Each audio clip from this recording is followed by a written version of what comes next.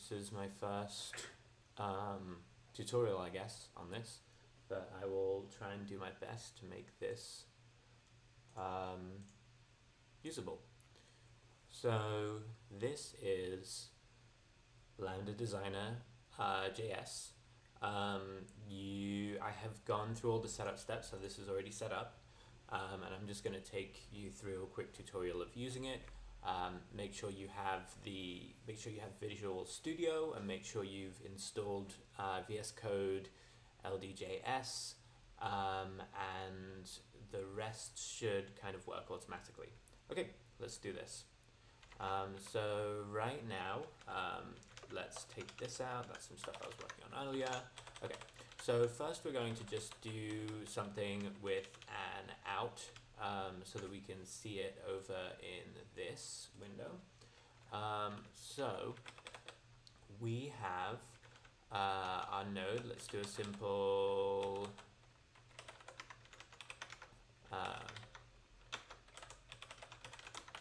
rectangle top, and so let's do this thing here. So we always want to return an array of all of the things that we're making.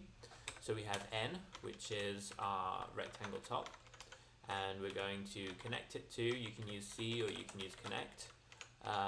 C is there because if you want to use this live, you can, and it's just easier to type. So we're going to connect it to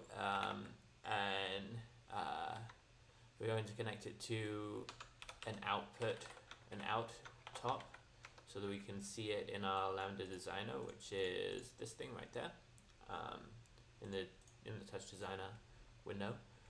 So we go out, and then we're going to do out here, so that we get so we need to do out at the end of it to basically compile it down into something that's usable. And then I'm going to press Command Enter. For Windows, it's Control Enter, and it's running. Okay, so we cannot find. Whoops! I changed the name of something, so I have to rename this. We'll get to this later, but these are modules. You can stick stuff in modules and require it as you would anything, as you would in regular JavaScript. Cool. So we have this out, and if I move that connection there, we can see that we have the window. And let's work with this a little bit. So we have the rectangle. Let's do our width and height. I believe we can go in here. This will get easier, and eventually I'll probably add some tooling to make this a lot easier. But for now, let's press P. So we have size Y, X, and size Y. Okay, so we know that size is a XY parameter. So we do C. C is going to be our access to everything. It's kind of force imported into all of this. We don't need any of this right now. It's force imported into all of this, and it's what we're going to. It's going to have all of the methods of Lambda Designer. The C stands for chain, not that it really matters. So C.xyp, because we're making an XY parameter. C.fp, because we're making a float parameter. Let's actually separate these out for now. So size x equals C.fp 0.7, let's say. And let size y equals C.fp, that's float parameter 0.8. And so now we're going to do let size, which is the full thing, equals C.xyp, size x, size y, and then we're going to say size equals size. Okay, and we can run that. Oops, missing, oops. What did I do there?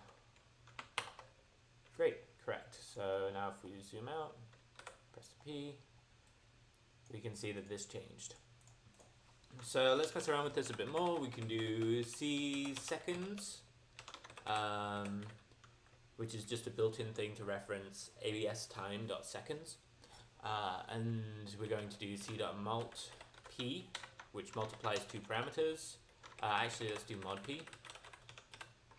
We're just going to mod two parameters, and we're going to do C.fp1. So it's going to go from 0 to 1, like that. We can also make it do a bunch of other things, like let's say the size of x is going to be c dot, I need to actually reference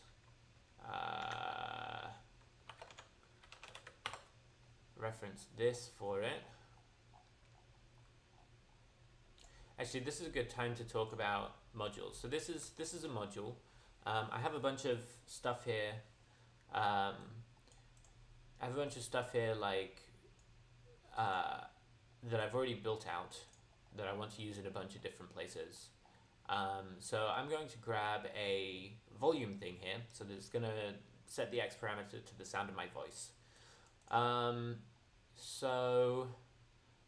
what this is just a regular JS module. I have the LDJS thing on it, but it can just be JS. And when it runs, JavaScript will import this in. And what it does is it exports, let's go down to the bottom, module.exports is visuals. And then up here we see the const visuals equals this function. So this function is going to be given the chain input, and then it's going to use that to do a bunch of different things and return stuff. So for example, if I do visuals C, let me do this over on here, sorry about all this extra stuff.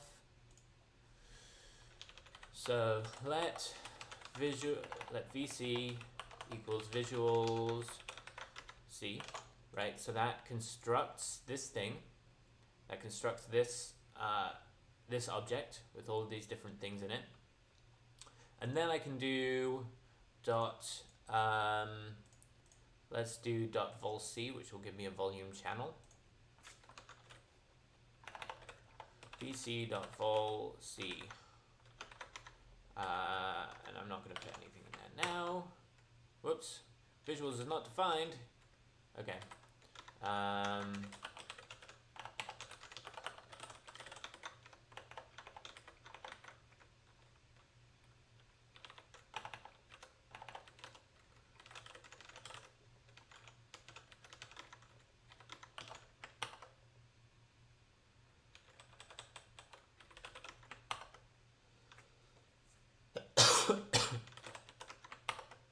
Sorry, that was a bit of, just needed to find where it is.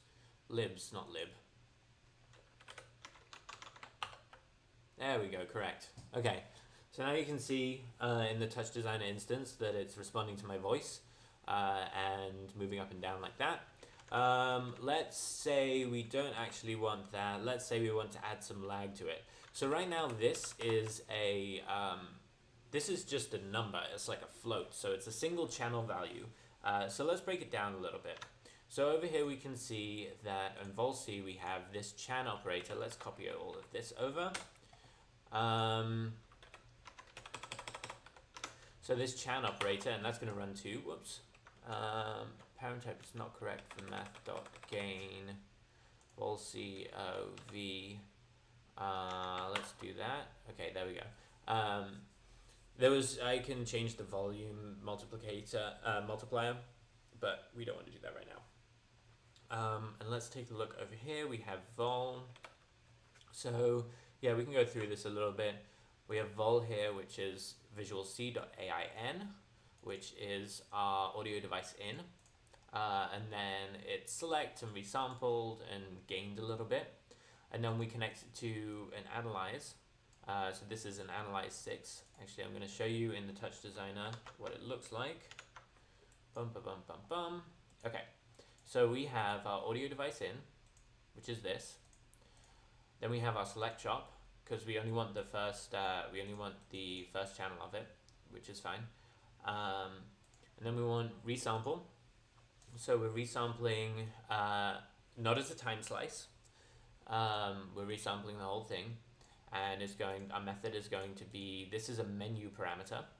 So if you see in here, we have method as a menu, because it's a menu parameter, and then it's 0. If I change, I can't change it right now because it's in the library. And then we have the relative menu parameter, which is this one. Sometimes these don't always match up to what the names are, so you have to kind of delve in and see what this value is right here. And then we have n. So basically we're just taking a small number of samples from this thing. You can see here that this is 1,300, whereas this is like all over the place. It just makes it easier. Then we're taking our math chop, which has some gain. Right now the gain is just 1 because we set this thing to undefined, so but I can change this later on to something else. Actually, I'll do that right now. I can make that 2, or whatever I want it to be. Cool. Then we have our analyze chop, which is where we were at before, which is down here. So we have connect, analyze, and our analyze chop has function 6 in our menu parameter. And then that gets passed into the rectangle. Okay, so we're going to break this down a little bit. We want to go, we still want the volume because we still want the analyze chop. That's what this is. Volume is this. And then we're going to say, okay, so let vol equal this, and then we're going to connect it to, connect it to a lag chop. And we're going to put vol in here. So now we can reshuffle these about, and now we have a lag chop. So you can see that it's lagging now in there, which is exactly what we wanted to do. Okay, and we can change the lag in here. So we have lag 1, lag 2. I think that this is implemented right now.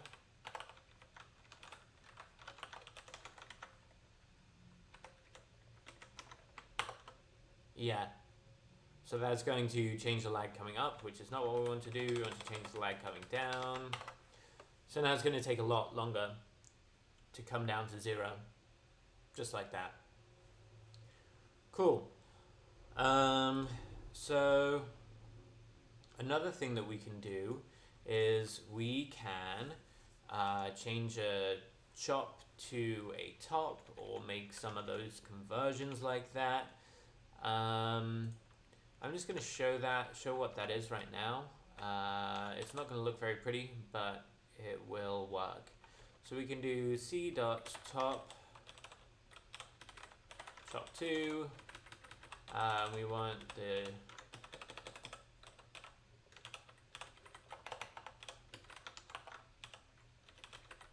so chop is going to be the parameter name like we had before, and then it's a chop parameter. And our chop parameter that we're going to change is actually going to be, we don't want volume, we want actually the audio input. So remember, let's go over here. We have our audio input is AIN. So let's use that one.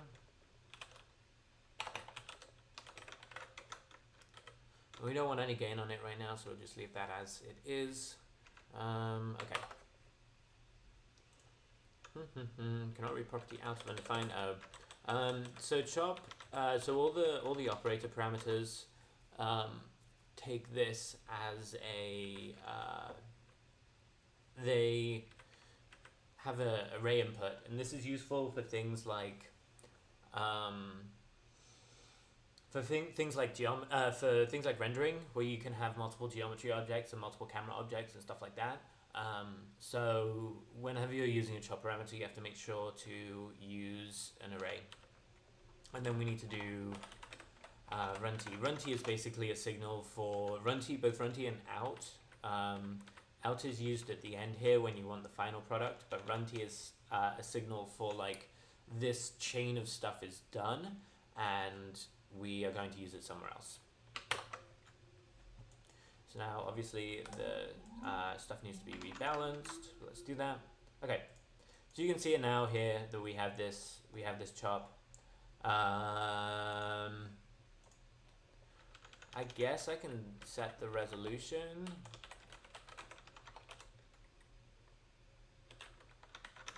let me remember how to do that. Resolution W, resolution H. IP is going to be a IP is going to be an integer parameter.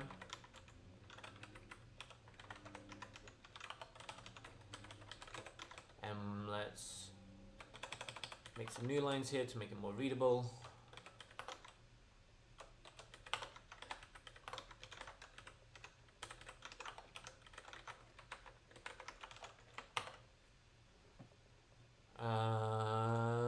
That did not go. Output. We need output resolution too. So you notice that these are in quotes, and when I'm typing it now, it's not in quotes. You don't need the quotes. I thought that you did when I started doing this, but you don't. It doesn't really matter either way. It's still not going. Maybe this just can't be done. Resolution, custom resolution. Oh, it can't be done on this. That's fine. But you can see what's up here. What else? This is a really good module. It's included in the VS Code LDJS repo. It's oscillare.ldjs.js. It's in samples libs oscillare.ldjs. I'm actually going to remove this one because we don't need that. Move to trash, great. It has a whole bunch of examples that you can kind of take a look at, and feel free to use the methods too. There's a bunch of useful methods in there as well. And you can kind of see, oh, let's do this. So let's finally do composite stuff because it's a little bit different. So let's rename this to our let's rename that to audio top. Then we'll do let rect equal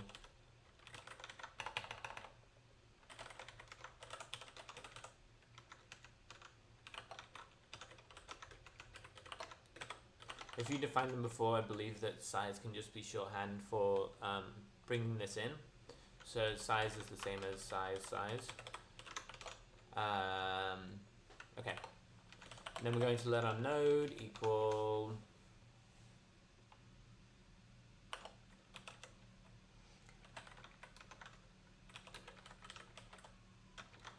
c.composite. I know the operand that I want to use is 0 for add. And then what I'm going to do is I'm going to connect them in a way that, so usually before you use, like up here, we would take the first thing first, and then we would use connect. And down here too, we would take our node and then we would connect it to this thing. This time we're going to go the other way around. So we're going to say our composite, we're going to define our composite first, and then we're going to go run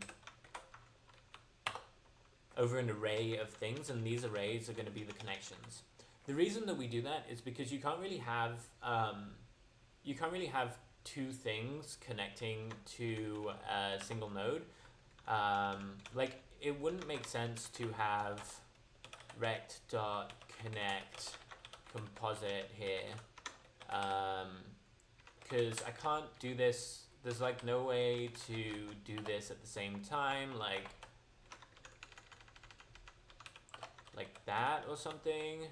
And I was considering having something where you would maybe do like rect.connect, audiotop.connect afterwards, but that creates a lot of state that I don't really want to deal with. So it's much easier to think about it like this. We have we're going backwards. We have a composite top, and then we're going to run it over rect and audio top. And since these are done, we're not connecting anything more to them. Run T over both of them. So I have integer parameter here, but operand is actually a menu parameter, and we do that so that everything is type checked, and we know that we're going to have something right when it comes out, which we do. Okay, cool. So we have this composite top here. I'm actually going to change this so that this is the other way around. So the composite top gets the thing from the rectangle instead of that. Then we have this nice background. So we have the audio that's driving the width of the rectangle, and it's also driving the stuff in the background. Right now that is really bright in the background.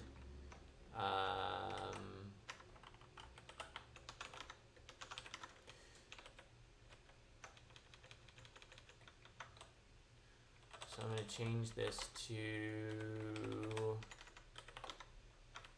this is our multiplier right here for the volume. So we're going to do just 1, and then you can see that it's kind of lighter. If we do 0.3, then it's, oh no, that's the width of the rectangle. But we can do it down here. So that's going to make the background a lot smaller, and then now it's black if we set it to 0. So another fun thing that you can do with Lambda Designer JS, the VS Code thing, is I'm going to stop the server right now. That's the thing that's connected to Touch Designer. It's actually connected, if you're interested.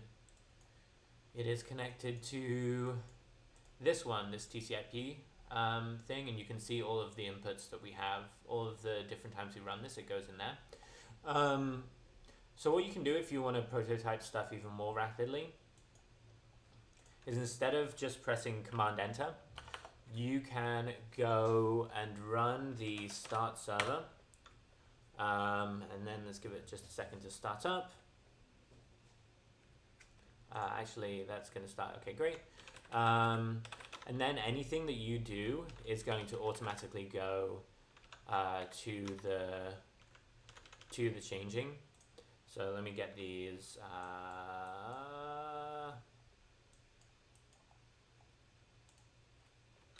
I'll get this parameter here, maybe. Yeah, there we go. Like, for example, if I wanted the rectangle to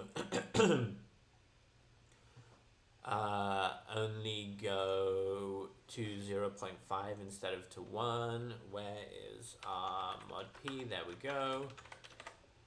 It's going to do this automatically. It takes a second to compile, but it's pretty close to being perfect. There's a delay of about 100 milliseconds, so that if I make a bunch of changes right away, it won't make a difference. And also, if I put this accidentally down to 0, then it's not going to go automatically, which is good.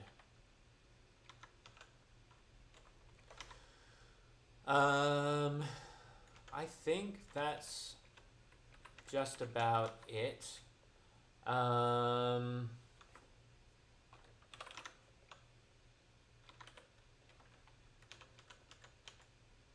Yeah.